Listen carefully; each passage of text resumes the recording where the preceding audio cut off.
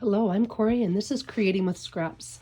I'm calling this video, what am I calling it? Clusters, Collage, and Conversation. I've had people ask me how I make my clusters. They wanted a little bit more detailed example, and how I do collage, like for the tags and backgrounds and such. And they wanted a little more information. And then conversation, I've got stuff to update you regarding my Etsy shop and the orders, and some projects and my next project, and just various things.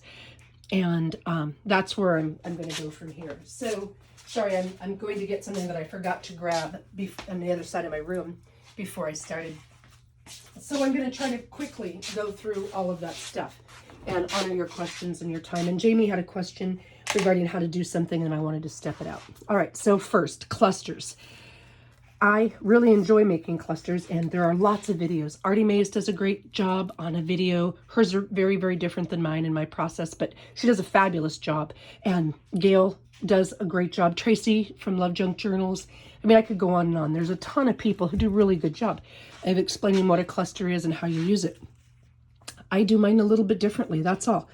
And there's no right or wrong. You just kind of do what works for you. So, to make my clusters. So I've shown you my system. I have five bins basically. This is cardstock, and I cleaned out a bin and coffee dyed some things. So this is way more full than it usually is. But cardstock bits and scraps and stuff. Okay, cardstock, and then printed cardstock or patterned cardstock. Ones with images like these rulers or just whatever. Pattern cardstock. Okay, so that's another of my tray. I said bins, but I mean trays. And I'm going to apologize. This time of day, my words get confused. I've been teaching all day, and sometimes I say like transparency and tracing paper. It's the same thing in my world at this time of day. Third bin is thin paper scraps. A lot of times I'll put solid colored thin paper, copy paper in here. This I use when I stencil. Not quite sure why that little bit of ribbon's in there, but it jumped out. Tracing paper, vellum, thin lined paper, solid colored paper go in this one. The next one is thin patterned paper. One of my girlfriends gave me a bunch of really cool scraps of vellum and various things. And so that goes in here. And so any thin patterned paper, coffee dyed or not coffee dyed, leftover bits from, like this is Tracy Fox's Oddments. And if I didn't say it, Tracy Fox's Love Junk Journals, and I know everybody knows that, but just in case I have some new folks that may not know that. So Tracy Fox Love Junk Journals, she's got great Etsy kits, or digital kits on Etsy. So does Gail, so does Artie Mays, so does a gazillion other people. I'm just trying to blank on them right now. But there's lots of really great shops. And Gail does a fabulous job of sharing different Etsy shops. So tray 4 is thin patterned or digital paper. And then tray 5 is book page. Anything like, here's a math book. Here is, I don't even know what kind of a book that is, but it's a book with lots of words. Old books, book scraps, music paper, anything along these lines go in this bin. And the reason I sort them that way is because that's kind of how I build my clusters. I'll grab some different pieces, and literally I am just pulling pieces out of some bins just to show you, and I'll throw them down on this table in front of me, and I'll show you my process. And I may not be perfect, and it may not be for everybody, but this is kind of what I do. I really like this, whatever this stuff is, braille paper. So I grabbed some pieces, and I have the bins laid out next to me, but you can't see those here. And so what I'll do, literally, is I will either cut or tear until I've got what I want. So I really like this piece, and it doesn't have to be straight. Maybe I'll just tear it. Okay, I will. I'll tear a little bit. Maybe I'll leave some lines straight and some lines torn. And I'll do you all a favor and not ink the entire time, but I'll ink, because I generally ink everything because I like ink, and I generally ink it well before I'm making the cluster so that the ink shows. So for the sake of ease. So I'll grab this piece because I really like it, and I kind of like how it looks with this, the color blend, but how do I want it to go? And so I'll kind of play with a little bit. Oh yeah, there, I kind of like that. And I really like tracing paper, so maybe I'll put this here and the tracing paper down there. And you can see I kind of lay it out in different angles and different looks until I find one that I'm pleased with. Now I don't like that one with it, so I'll pull it aside. This is too solid, I don't want that. Ooh, but that's kind of really cool. So maybe I'll lay, okay, and so that, let me zoom in, and it's, ooh, maybe, just that quickly, I'll make a cluster. And I'll quickly glue them down when I found an arrangement that I kind of like. I just use dots of glue or a little tiny bit of glue because once it's dry, I'll go in and I'll probably sew. I sew most of them. So I explained before, I do my clusters in 3 steps. Step 1 is just kind of assembling the clusters, putting them about where I want it. And I don't remember how I had this because I'm too busy talking, but well, we'll just play with it. A lot of times I will stagger the height of the pieces or the width or the length, where they end and where they don't. And I really like the way that it absorbed the ink or the coffee on the coffee dye. And so that may not be what I originally had, but that's what I'm going with now. And I'll just, oh, I like that color better. There we go. See, turn it around, put it like this, and I'll do a whole bunch of these. And you know, this one, it needs a little color balance, and so I'll put a little of this braille paper on the side. I'll tear that, because I really like the braille paper. And I'll put a little ink on the top so that you can see the braille dots. And I'll put this over here underneath, and I'll layer it. Do I want it up, down? No, I like it like that. And I generally don't spend any more time than this, and I do it over and over, I mean, piece after piece after piece, and I'll make a whole big stack of them. So just like that, you saw exactly what I do, and this is exactly what I use. So I will make a whole big stack of these. I'll move all this stuff out of the way because it's getting cluttery here. All right, so make a big stack of these. So step 1, make a stack. And I just grab a variety of different pieces. I can make them smaller, longer, wider. And then I've got a whole stack like this. Okay, here we go. There's different, you can see they're different sizes, different colors, different styles. And they're not done. Here, just 3 pieces. Here, this one's only got 2 pieces. Okay, obviously that needs a little help, but you get the idea. So here, this one's got 3 pieces. I make a whole bunch of these. This one's got 3 pieces. Different configuration, that's got 3 pieces. Then I go in and I do my next step. And once I've got a big stack of these, I'll go in and I'll sew. Let's see if I am close enough there. And when I do my sewing step, I grab my scrap bowl. My sweet friend Renee gave me this bowl. And Renee, you have to stop if you're watching now, because I'm going to show something later that you can't see yet. Anyway, I keep scrap pieces in that bowl, and I'll just throw down a little bit of lace, and I'll sew. And let me see if I got these all mixed together. Here, I didn't use any lace, but I sewed a little bit. And on. So my second step is to sew. Wherever I'm going to sew, I'll add lace, and I will sew. So that, here you go. This is one. This is obviously with black thread. I don't use that very often. Here, this is just a simple little 3 pieces of paper, and I sew down the edges. And a lot of times I'll come in and I'll ink the thread so that it shows. Then my next step, after I've gotten them sewn, is sometimes I'll add lace then. Most of the time I add lace on my second step. Here I didn't. So maybe I decided I look at this and this really kind of needs a piece of lace. Ooh, here's the edge from one of my doilies, doily journal covers. So I'll look in here. Oh, I really like that color. And it's not any more complicated than this. The number one thing I think people do is they overthink it. And then they start to question themselves. And do I like it or do I not like it? And so honestly, I don't love that one there, but I like it here. So maybe I would put this piece here, or maybe I would put, I didn't like it on my first one, but maybe I like it, oh, I like it real well on this. Yeah, see, I just play with it a little bit, and I'd sew it right here like a zigzag stitch up and down this, okay? So then I do my second step with sewing and lace. Then I go into my third step, And my third step is almost always, here's some that are sewn. My third step, here, I'll just put these 3 down and we'll do, or these 4, here we go. Here's a long, got a big variety here. This one's got a lot of paper, so it's a little busy.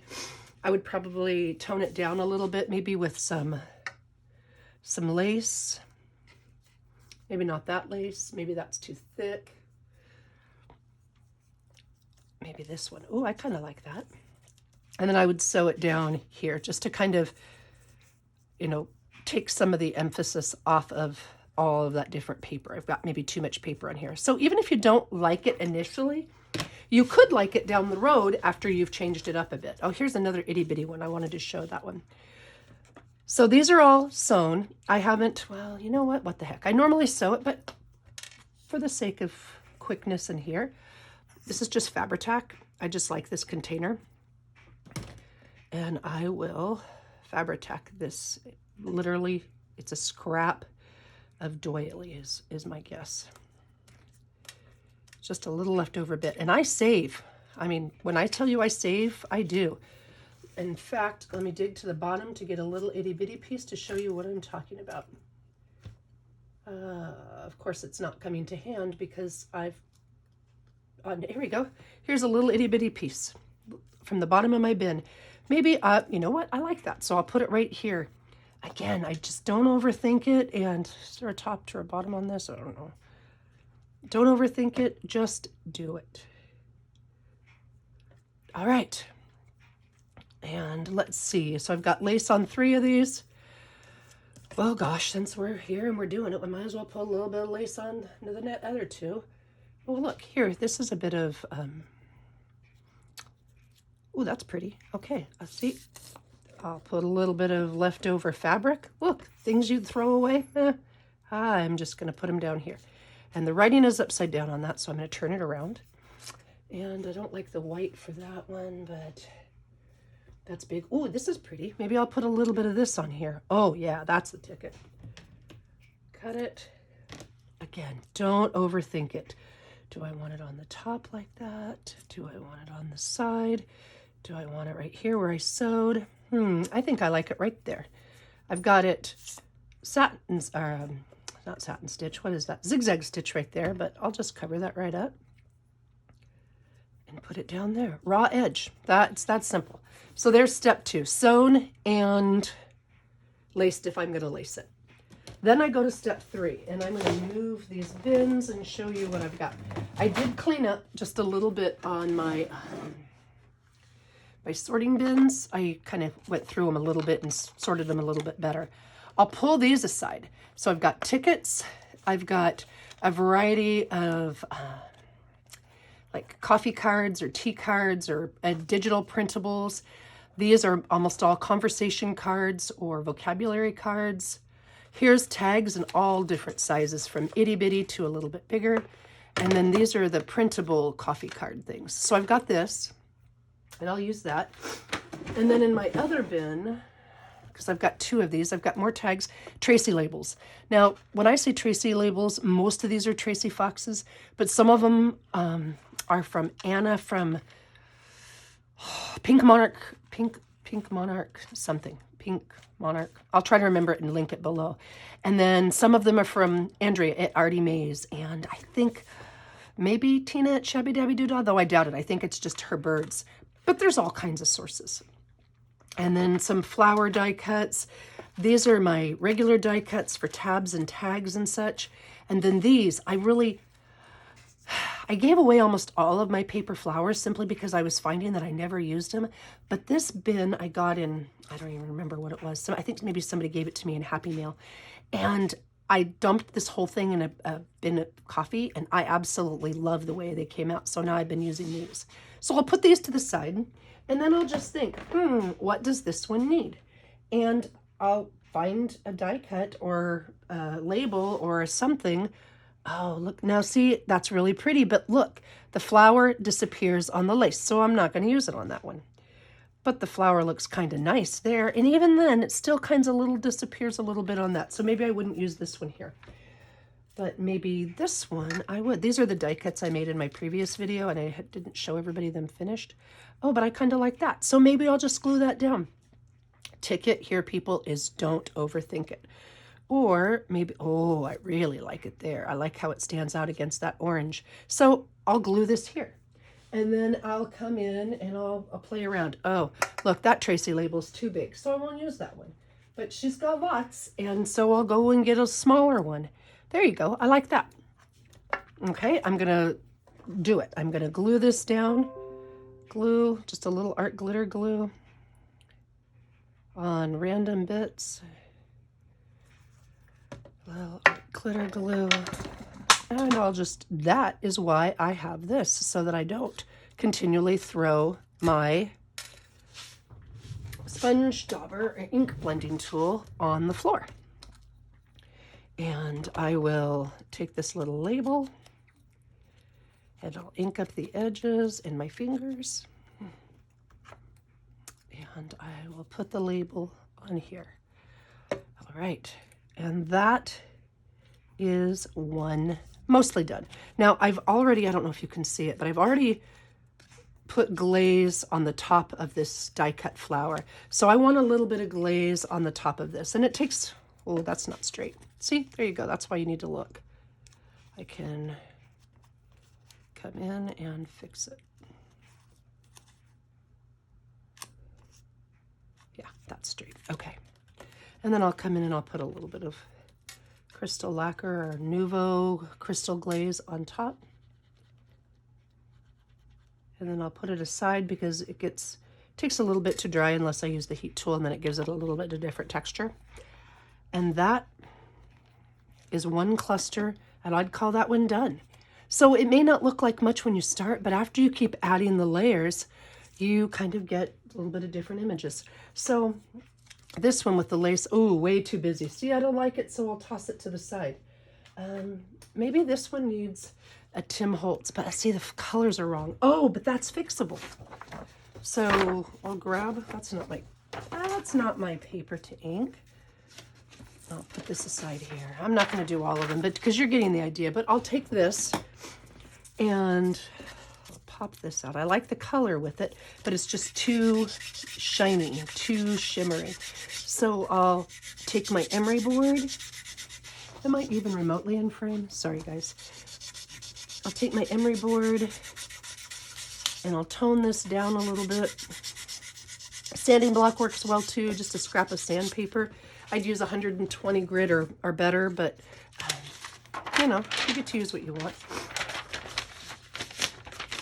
So I will ink that, or sanded it, and now I want to distress it because I don't like all that white. So I'm going to cover this area with a little bit of ink. If you don't mind the white, you can leave it. And I like a little bit of darkness at the edge. All right. Now it's ready. See, I like that a whole lot better. And then I'll come in with this one because of the thickness of that doily. It won't work with art glitter glue so great. So I'll come in with my adhesive and glue it down, hold it in place. And I could leave it. I could add a Tracy label. I could add one of those itty bitty tiny tags. I'm not 100% sure what I would want to do with it yet. So I'll call this one done for now with reserving the right to add something a little bit later if I choose to. All right, here, this one. You know, this one really doesn't need much. Maybe it needs just a little something. Maybe it just needs, oh, this is pretty. This is a cigarette card. No, I don't really like it. It kind of takes over too much. So no, that's a no. And I'll just play until I find something I like. Oh, maybe it needs this little bee for a bee journal. No, don't love that either. Oh, a bird. Maybe it needs a bird. Let's see. How about this bird? Oh, I like that color. Yeah, I really like him. So I'm going to ink the edges of my bird because it's white. And I think this is a Tina Shabby Dabby Doodah bird or a Tukes craft table. Somebody mentioned them this week, and I really like fussy cut birds. So this is either Tina's or Tukes, and I don't know which one is which. Yeah, I really like that. And I'll come in and I'll glue the birdie down.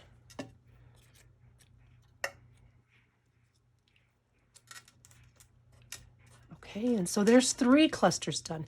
And I could go on, but it's the same exact idea. You just add until it feels good. Now this looks a little empty to me, so I would probably go in a little bit later. And do I like that color? No, I don't really love that color or that size, but I would play around a little bit until I found a tag. Just picking out a couple different ones. Like, okay, clearly, know thyself is not a good fit for that, so I wouldn't use that one. But I don't think there's necessarily a right one or an only one, but just, oh, I really like kind of like him. He's bird sample number 522. Yeah, I like the size, I like the font. So I'm going to come in, and that one's already been inked. Maybe that's why I liked it. And I'm going to glue it down. Now, honestly, on this one, I wouldn't call it quite done yet. I would use a dot of crystal gaze to make his eyes stand out a bit more. And when it's dry, it really makes it stand out. And just on the number section of this plate, I'll put a little crystal glaze. There you go. And so he's done too. And please tell me I'm sort of in frame. There we go. I'll move them down a little bit. I zoomed in so you could see, and then I got out of frame. That's it, people. That's my clusters. Okay, so clusters done. Now collage. And I do collage probably the same way everybody else does collage. I don't want to get this smudged until it's had a chance to dry. No, I didn't put any crystal glaze on that one. All right, so collage. With collage, I'll start with something that needs to be collaged, like these cards. I think I got them in Happy Mail or something. And so maybe they need to be covered up because they're a little bit bold and a little bit wild. And I'll put my embellishment trays back and grab my paper scrap trays. Now, I do these a couple different ways. Sometimes I do them with raggedy edges, sometimes I do them with straight edges, and honestly, I just kind of grab and play. And if it's directional or not directional, it doesn't really matter so much. It doesn't have to be perfect, and it doesn't have to be, ooh, that's really kind of cool. But you can see the pink through it, so that's not a great choice for that one. And I'll just keep adding pieces. Maybe I'll tear some book page and add that underneath there. You just tear pieces and go, or pull out pieces and lay them down and move them around until maybe I like that there, and maybe I want this here, and just until you're happy with them. It's no more complicated than that. And here they're in straight lines. I think these are all straight lines. Sometimes I collage in different pieces, and sometimes I collage in straight lines.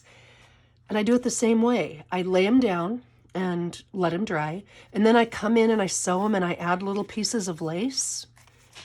And then I'll go and do the last step again. I'll grab my bin of embellishments and I'll embellish them. So that's pretty much all you see here. This is torn. This is torn. These are straight, but some of them have straight lines. This one has straight lines as opposed to torn lines. It's just no rhyme, no reason. You just kind of build until you like it, and you move things around. And if you don't like it, you go with something different. Here's a completed section of that die cut. It shows it a little bit. And this is scraps. This is a scrap piece. This is a scrap piece. This was a scrap piece. And you just put them together until you get a look that you like, that you want. All right, that's clusters. No, that was collage. So clusters, collage, and conversation. Okay, conversation. Let me think. First, and I got myself a little cheat sheet here. I am going to share this. I had given away some music page to a couple different people. They said they could use it. And Karen Giannini, a sweet, sweet viewer, sent me this in the mail. And I got this yesterday. No, yesterday was Sunday. I got this Saturday, but I was gone all day Saturday, so this is the first chance I've really had to share it and show it. And so I wanted to one, thank Karen publicly and personally. It is absolutely adorable. She's slow stitched it. She's got a quilted piece on the front. It's a beautiful little book. So Happy Meal, I appreciate everything that you people share with me. Conversation, product, whatever. It's greatly appreciated. It's never expected. If I tell you that you can have something, I don't expect anything in return. So please, please, please don't think that that is essential. I love it and I cherish it, but I don't expect it in the least. So thank you very much for that, Karen. It's beautiful. Okay, Jamie asked about episode 24. She wasn't clear on, she wanted it with 3 different colors of paper, and that's totally okay. In fact, I get it because it's not as straightforward. So I'm just using 8.5 by 11 copy paper in some different colors, and I'm folding all 3 pieces in half. And I'm doing it hot dog this time, simply because that's what I've got. So you can see the process stepped out. So 3 papers, exactly the same size. They got to be the same size to start. Fold them in half. Decide which is going to be your back or middle. I'm just going to say this one. This will be my back or my middle section. Then you take one of your sheets and you open it up so that your score line or fold line's in the middle, and you take the top 2 corners and you fold them in and next to the line, but don't overlap that line, your score line, your center line. All right. Then you've got this folded over. You've got, looks like a pentagon, and you're going to wrap your pentagon around your back cover or your main page. So it's going to look, I don't even know if I'm remotely in frame. There we go. Sorry about that. I hope you could have seen some of that. 3 pieces, exactly the same size, folded in half. Took the top corners of the pentagon, or the one piece, folded them down so they meet in the middle but don't quite touch. Then I'm going to layer. I'm going to marry it, I guess, with the outside here. And then on the last piece, the top left, you do the same thing where you fold it toward the middle. And then you take the bottom right and you fold it towards the middle, but don't let it overlap because that'll be sad. All right, fold it in half. Now, obviously, you're going to glue or sew this, like I said in my video. And you're going to wrap this around the other side. And this is what you end up with. You've got a tuck spot or a pocket here. You've got a tuck spot here, a tuck spot down here. And then this wraps around the edge of your page, and you're going to glue this down on 2 sides to the new page. Let me grab a piece of paper so you can see what I mean. So this wraps around the page like so. Okay, so you glue 2 sides down here, and this side you have the option of coming back here and putting a pocket or something else there. And there you go, Jamie. I hope that made it a little bit more clear. Yeah, sometimes with the same kind of paper, it's kind of tough to see. Next project. Somebody asked me what I'm going to do next after Flips, Flaps, and Folds. Well, I'm going to do a section of Flips, Flaps, and Folds journal. I am going to put it of tabs, tags, and tucks. I'm not going to do an entire book of tabs, tags, and tucks because I've got room in here, and I'll do it, and I've got some ideas. So this back, or the last section of Flips, Flaps, and Folds will be largely using envelopes, different things you can do with envelopes. I've got space to write, and then we'll have tabs, tags, and tucks in there. And so that's coming up with that book. But after that, I am going to use this awesome, make sure I'm zoomed out so you can see, awesome Stamperia paper. Absolutely love it. I think woodland journals are absolutely gorgeous, but I don't do mushrooms, and I wanted to focus on more of the lakes and the mountains element of it. So I'm going to find something with mountains, and I'm going to use this Stamperia forest paper. I think I'll use just coffee dye and then cut out bits of this to use for the most part, because they're perfect for pockets and the folds that we've made and all the little bits and pieces and around the edges. So my next project will be, maybe you guys want to see this. Okay, I'll show you. It's just absolutely what I want. Mountains and lakes and the critters. I love the critters. And looky here. See, that's exactly what I was wanting. I hope that's in frame. And the gorgeous fox and the bear. And I just absolutely love this. So I'm going to do a journal. And if you guys are interested, I will absolutely show you and share the process with you as I'm creating it. Some of the folds are going to be the same that we've done in this current project, but look at all those little things to fussy cut. Aren't they the cutest? Okay, maybe the warthog's not so cute, but the rest are pretty darn cute. That's my next project. Issues with mail. Okay. I have mailed out, for those of you who so graciously supported me, I believe I have made enough with sales at my Etsy shop to cover both books that I've purchased. And they sold out, so thank you, thank you, thank you. I mailed the first batch on Saturday, and I mailed the last batch this morning. And wow, my mind was blown. I learned some things. But I wanted to say before anything else, if for whatever reason you do not receive your package, the people at the post office told me some would say that these are large envelopes, some would say that there's, you know, the 55 cent plus 20% for the 20 cents for the extra ounce, and another 20 cents because they're bulky and they have to be hand canceled. And then some said they might be considered packages because of their dimension. So it could come back to me. But bottom line is, if you don't get it in a timely manner, or if I messed up, because that's possible, it's entirely possible, please let me know. Come on and post a message on the video. Send it to my email, cdscrappin@aol.com. I will fix it. I will make it right every single time. I won't question you or doubt it. I just want to make sure that you're pleased with what you've received. So let me know if there's any problems at all. Please, please, don't hesitate. And so if you don't get them, okay. And then my last thing is a project that I did and I gifted with some friends. And I think I mentioned that a swap group is a great idea. And I have a fabulous couple different groups that one's a group and one's a single person that I swap with. And Renee, this is where you can't watch anymore if you're watching. What I made for them for our latest swap is a slow stitch needle book. Now, I saw when I first started junk journaling a couple of years ago, Liz Smith from Mrs. Cog's Crafts did a needle book with a junk journal in it, and I absolutely fell in love. I am no seamstress by any means, way, shape, or form, but I loved what she did. And so I came up with a version of my own. And since slow stitching is popular, and I'm doing a challenge with slow stitching, I decided to make my own version of a needle book. So I will show you. I used a doily cover, but this time, because of the size, the total dimensions on this are 1, 2, 3, 4, 5 by about 5 by 4. Okay, so it's not very big. And I did essentially the same thing. I used a tablecloth, and then I hand stitched, because you know slow stitching, a doily, cut a piece of cutout doily on top. And this is the needle book part, but it's for slow stitching, so it's a little different than, say, maybe a traditional needle book.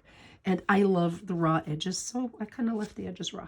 And in the front pocket, there are some buttons and old... did each person's color a little different based on their own preferences. But I love red, and I have an old red stool in my craft room, so...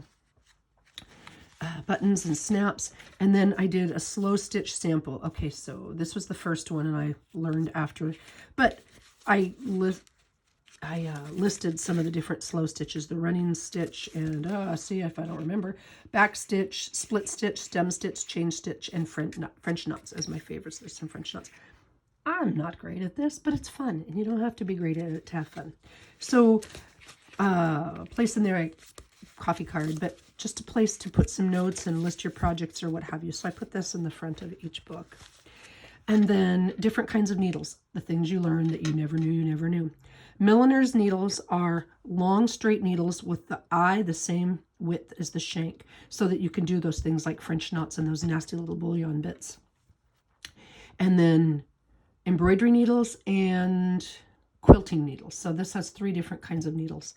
And then just a coilless pin with some charms and a bit of a scrap of lace that you can slow stitch onto something.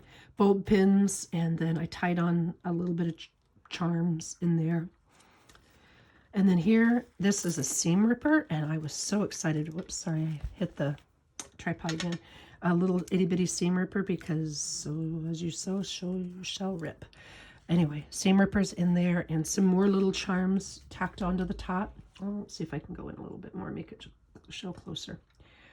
And then I put a needle threader and 3 different kinds of embroidery, silk, floss, thread, yarn, what have you. And then some glass. Oh, these are so cool. They were ridiculously spendy, but I thought they were really cool. They're glass tipped pins, straight pins. And I'm not even 100% sure what you're supposed to use them for, other than I use them when I do the lace covers on the doily covers. But I just thought they were really cool. And then this, again, you could just snip these and put them inside your slow stitching. And then the next page, some buttons, some neutral colored buttons on there. I put them on with jump rings. I think I got that from Liz Smith because I just thought it was so cool. And another little charm. And then this, oh, mine fell off. I had a really cool one on here, but mine fell off and I haven't put it back yet. But I made a little scissor holder so that the scissors don't fall out. So a little pocket for scissors with some Velcro there and a little scissor holder. And then the back is a removable. Now I put this on with Velcro dots. On some of them I had pockets here. And it's just little snippets of lace, different kinds of lace that you can snip off and sew in your slow stitch project. Okay. And then over here on the tab, I put some, I think I got this idea from Liz Smith as well. You can see I've been working with some ink. Sorry about that. But just a little itty bitty spool with floss and beads and a thimble. I bought at auction 2 years ago, I think 2 summers ago, an old-fashioned basket with yarn and such in it. And I got it in Shipshewana, Indiana at their auction that they have. And there were like 5 or 6 of these really cool old thimbles in it. Well, I went out and used my DeWalt drill with a metal bit, and I drilled holes so that I could put a hole in it and attach it to the needle book. And I was really pleased with the way that turned out. So that's the needle book itself. But, sorry, that's loud. Then there's a project pouch that goes behind the needle book, right? Because when we're slow stitching, we have to have stuff to slow stitch on. So I'm not as young as I used to be. I put a little magnifying glass in there so I can actually see the eye of the needle to thread it. And then I put some DMC floss in the colors that matched the fabric that I had. Just put a little bit of that in the pocket. And then you open up the pocket, and in here, I've got some more treasures. Oh, see, here's the little dangly thing that fell off that one. I just need to, it's got my initial and some charms. I need to fix that and put it back on. So there you go, there's that. These are these really cool little Quilters Clips, maybe. I don't quilt, so I don't know that, but my mom uses them, and she's a quilter, so I'm going to call them Quilters Clips. And they're really great for holding things in place. They're like a bulldog clip, I guess, but they're plastic and they're sturdy and they're little and they're just really cute. Plus they work. And then some, this is an old lace hanky or linen hanky with a little bit of hand crocheted lace on it and some muslin for those slow stitch projects. And this might be my favorite thing ever. My mom showed me this. So you use this. Oh, I should have, you know what, I'm going to do it because it heats fast. Okay, this is just the coolest of cool. I'm going to turn on my quote-unquote iron, my high-quality iron here. And so you draw your picture. You're making a flower leaf, okay? So you do a petal, right? You draw a petal on there. And then you stitch, stitch, stitch, stitch, right? And you get your petal stitched on. And when you're all said and done, I hope this heated up quickly because it's so cool. Then you come in. Looky there, slick as a whistle. The ink is gone. It's a pen, and I got this at a quilt store, but apparently you can get them anywhere. It's called a Friction, Frixion clicker erasable pen. But you don't have to erase it like with erase, though I'm sure you can. You erase it with heat. Look, gone forever. Drew it, gone. Love those. So each one of these is, each one of their little packets got an erasable pen. So my whole purpose for showing you this is, if you'd like me to show you how I made it. Now, a lot of people have done needle books, and if you go on YouTube, there's several really great tutorials or samples. But mine's a little bit different because it's not that much different, but it's a little different because it's designed for slow stitching projects. Though I'm sure it would work for non-slow stitching projects as well. But for the sake of that, if you're interested in seeing how I made this and what my process was, it's pretty straightforward, but I'll be happy to show you if it's something you're interested in.